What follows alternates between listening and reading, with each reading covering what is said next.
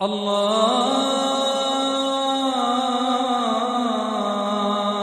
أكبر. أعوذ بالله من الشيطان الرجيم. بسم الله الرحمن الرحيم. الحمد لله رب العالمين الرحمن الرحيم مالك يوم الدين إياك نعبد وإياك نستعين اهدنا الصراط المستقيم صراط الذين أنعمت عليهم غير المغضوب عليهم ولا الضالين. بسم اللہ الرحمن الرحیم. ہم نے الحمدللہ رب العالمین اللہ کی تعریف بھی کی اور اللہ رب العزت کی صفت رب جو کہ تمام جہانوں کا ہے وہ بتایا. الرحمن الرحیم رحمت والا رب. اور یہ سب کچھ پھر آئندہ بھی مالک یوم الدین قیامت کے دن کا بھی پوری ملکیت اللہ ہی کی ہوگی. ان تمام صفات کے وجہ سے میں یہ سکھایا جا رہا ہے کہ ایاک نعبد، جب سب کچھ ہی تیرا ہے، سب کچھ تیری طرف سے ہے تو ہم تیری ہی عبادت کرتے ہیں. وَإِيَّاكَ نَسْتَعِينُ، اور تجھ ہی سے مدد مانگتے ہیں. عبادت ظاہر ہے کہ پوری زندگی اللہ کی اطاعت فرمان برداری میں گزرے اور عاجزی کے ساتھ اللہ کے سامنے. تو اس میں کوتاہیاں بھی آئیں گی، کمیاں بھی آئیں گی، تو اس لیے ایاک نستعین مدد بھی تجھ ہی سے چاہتے ہیں. یہ استعانت اگرچہ ہم عبادت کے لیے اس کو جوڑ رہے ہیں، لیکن یہ استعانت مدد مانگنا اللہ سے ہر معاملے میں ہے، دنیا کے بھی اور آخرت کے بھی. اور سب سے بڑی چیز جو اللہ سے مانگی جائے تو وہ ہے ہدایت. تو اس لیے ہم نے دعا کی، ہمیں دعا سکھائی گئی اللہ کی طرف سے. اللہ نے ہمیں دعا سکھائی کہ اہدنا الصراط المستقیم، کہ اللہ ہمیں سیدھے راستے کی ہدایت فرما دے. اب سیدھا راستہ وہ راستہ کہلاتا ہے جو موڑ کھڈوں سے وغیرہ سے پاک ہو، سیدھا وہاں پہنچا دے.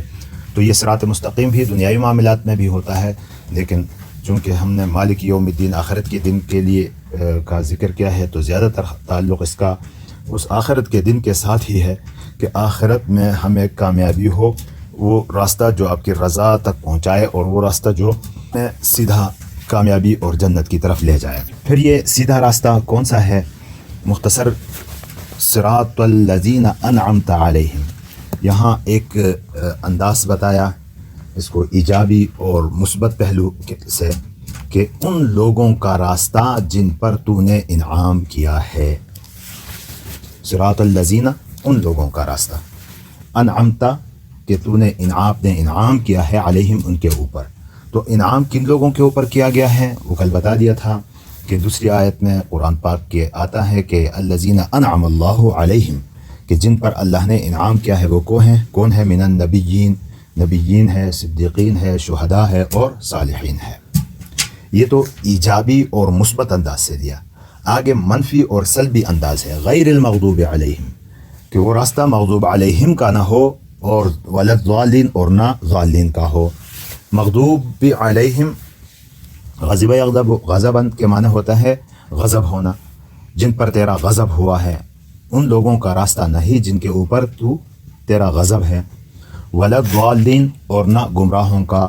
ضالین یہ ضرب یضرب سے ضال کہتے ہیں جو راستے سے بھٹکا ہو، جو راستہ جس سے گم ہوا ہو.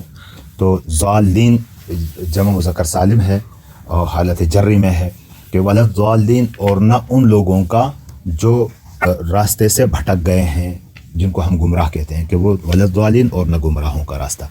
اب مغضوب علیہم وہ لوگ ہیں جن پر اللہ کا غضب ہوا ہے. ضالین وہ ہے جو راستہ بھول گئے ہیں.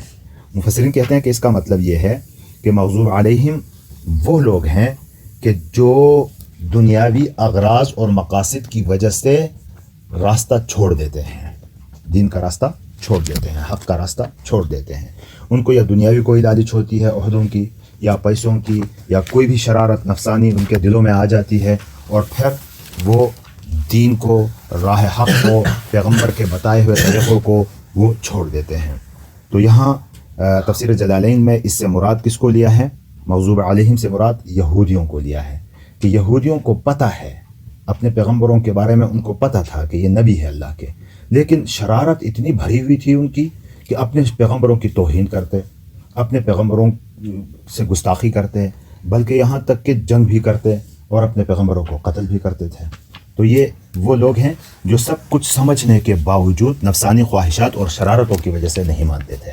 تو اس لیے ہر وہ شخص جو سمجھتا ہے حق کو کہ یہ حق ہے، لیکن ذاتی مفادات اور نفسانی خواہشات کی وجہ سے وہ کیا کرتے ہیں، اس دین کے اس راستے کو، حق کے اس راستے کو قبول نہیں کرتے، اس کی مخالفت کرتے ہیں. تو جس زمانے میں بھی اس قسم کے لوگ ہوں گے تو وہ کون ہوں گے؟ مغضوب علیہم ہے.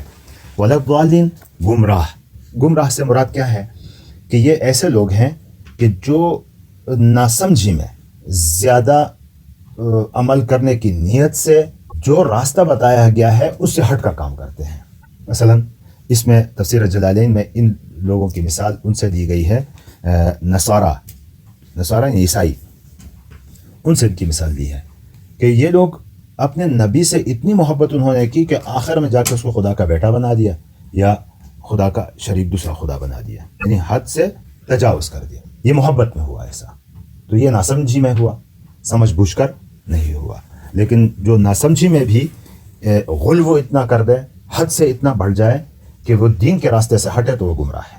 ترجمہ کیا ہوا کہ صراط الذین انعمت علیہم، راستہ ان لوگوں کا جن کے اوپر آپ نے انعام کیا ہے، غیر المغضوب علیہم، ان لوگوں کا راستہ نہیں جن پر تیرا غضب ہوا ہے، ولا الضالین، اور نہ گمراہوں کو. غضب یغضب، غضباً سے مغضوب اسم مفعول کا صیغہ ہے. الذین غضب علیہم، وہ لوگ جن کے اوپر غضب ہوا ہے تیرا، ولا الضالین، اور نہ گمراہوں کا. یہاں تک تو سورہ فاتحہ کا ترجمہ اور ضروری چند باتیں. اور ایک اہم بات یہاں سے یہ معلوم ہوئی، کل بھی اس کی طرف میں نے اشارہ کیا تھا کہ یہاں بتایا گیا کہ اہدنا الصراط المستقیم، اے اللہ ہمیں سیدھا راستہ بتا دے. کون سا راستہ؟ تو آسان الفاظ تھے کہ صراط القرآن، قرآن والا راستہ، کیونکہ قرآن سارا ہدایت ہے نا، تو قرآن والا راستہ کہہ دے تو لمبا کرنے کی کیا ضرورت تھی، اتنا چوڑا سوال پیدا ہوتا ہے. یا صراط الرسول کہہ دیے کہ رسول کا راستہ. لیکن چونکہ قرآن کتاب اللہ رب العزت نے انسان کی طبیعت اور انسان کی فطرت کچھ ایسی رکھی ہے، جب تک سکھانے والا نہ ہو اس وقت تک کتاب محض کتاب سمجھ میں نہیں آتی ہے. یہی مطالبہ قریش مکہ کا تھا کہ نبی کو بھیجنے کی کیا ضرورت تھی، کتاب ہی نازل کر دیتے کسی فرشتے کے ذریعے، ہم پڑھ کے خود کر لیتے ہیں عمل. لیکن اللہ نے پھر بھی بشر میں سے ہی رسول بنا کر بھیجا اس کتاب کو سمجھانے کے لیے. اور چونکہ رسول صلی اللہ علیہ وسلم آخری نبی تھے، اس کے بعد کوئی نبی نہیں آنا تھا، اور حضور صلی اللہ علیہ وسلم دائمی طور پر زندہ نہیں رہنا تھا، آخری امت کے آخری فرد کے آنے تک زندہ نہیں رہنا تھا اس دنیا میں حیات زندگی، دنیاوی زندگی اس کو اس طرح نہیں ملنی تھی، ایک حد تک تھا. تو پھر اس کے بعد کیا ہوگا؟ تو اس کی تعلیمات ہے، اس کی تعلیمات. اور وہ تعلیمات کیسے ملیں گی؟ تو وہ بھی ظاہر ہے کہ اسی سلسلے کے لوگوں سے ملے گی وہ تعلیمات، اسی سلسلے کے لوگوں سے ملے گی. تو اس لیے اللہ رب العزت نے انعمت علیہم کا ذکر فرما کر آگے آیتوں میں اس کی تصریح کر دی کہ وہ انعمت علیہم کون ہے؟ نبیین ہے، اب نبوت تو ختم ہو گئی. صدیقین ہے کہ جو امت کے جس زمانے کے سب سے اعلیٰ رتبے پر ہو، وہ اولیاء اللہ جن کو کہتے ہیں اللہ کے ولی. شہداء وہ ہیں جو اپنی جانوں کو بھی قربان کر دیتے ہیں اس کے لیے. اور صالحین وہ لوگ ہیں جو نیک دیندار ہیں، جو شریعت کے اتباع کرنے والے ہیں. انہی لوگوں کی تلاش کرنی پڑے گی اور انہی لوگوں سے ہم نے حاصل کرنا پڑے گا. تو یہ اس لیے اللہ رب العزت نے اس چیز کو زندہ سلامت دکھانے کے لیے کہ یہ قیامت تک دین زندہ سلامت رہے گا، نبی کے جانے سے یہ ختم نہیں ہوگا، اس کی تعلیمات ہوں گی. چنانچہ دوسری جگہ حضور صلی اللہ علیہ وسلم نے فرمایا کہ میری امت کے 70 سے زیادہ فرقے بنیں گے. تو پوچھا کہ پھر حق پر کون ہوگا؟ تو آپ نے فرمایا کہ ما انا علیہ و اصحابی، کہ جس راستے پر میں ہوں اور میرے صحابہ ہیں. وہاں یہ نہیں کہا کہ صراط القرآن، یہ نہیں کہا، بلکہ وہاں بھی افراد کے بارے میں بتایا کہ میں جس پر ہوں، میرے صحابہ جس پر ہیں. تو یہ یہاں سے یہ بات معلوم ہوئی کہ محض کتاب، صرف کتاب ہی انسان کے لیے کافی نہیں ہوتی جب تک کہ کتاب اللہ کے ساتھ رجال اللہ بھی نہ ہو. اور یہی فطرت ہے انسانیت کی. اسی وجہ سے اللہ نے کتاب اللہ کے ساتھ ہمیشہ رجال اللہ کو بھی نبی بنا کر بھیجا. نبوت کا سلسلہ ختم ہوا تو رجال اللہ قیامت تک رہیں گے انشاءاللہ تعالی. تو ترجمہ سمجھ میں آ گیا. یہ ایک اضافی بات تھی اور اہم بات تھی. صراط الذین انعمت علیہم، راستہ ان لوگوں کا جن کے اوپر تیرا آپ کا انعام ہوا ہے. غیر المغضوب علیہم، نہ ان لوگوں کا راستہ جن پر تیرا غضب ہوا ہے. ولا الضالین، اور نہ گمراہوں کا. اور پھر آخر میں آمین کہنا ایک سنت ہے. آمین کا مطلب اللہ قبول فرمائے. چونکہ یہ دعا ہے اللہ نے خود سکھائی ہے ہمیں, تو اس دعا کے بعد آمین کہنا سنت ہے. جو ہدایت ہم نے مانگی تو آگے ہدایت کے لیے پھر سورہ بقرہ سے آگے ہم شروع کریں گے انشاءاللہ تعالیٰ, جہاں پورا قرآن انسانیت کی ہدایت کے لیے اللہ تبارک و تعالیٰ نے اتارا ہے.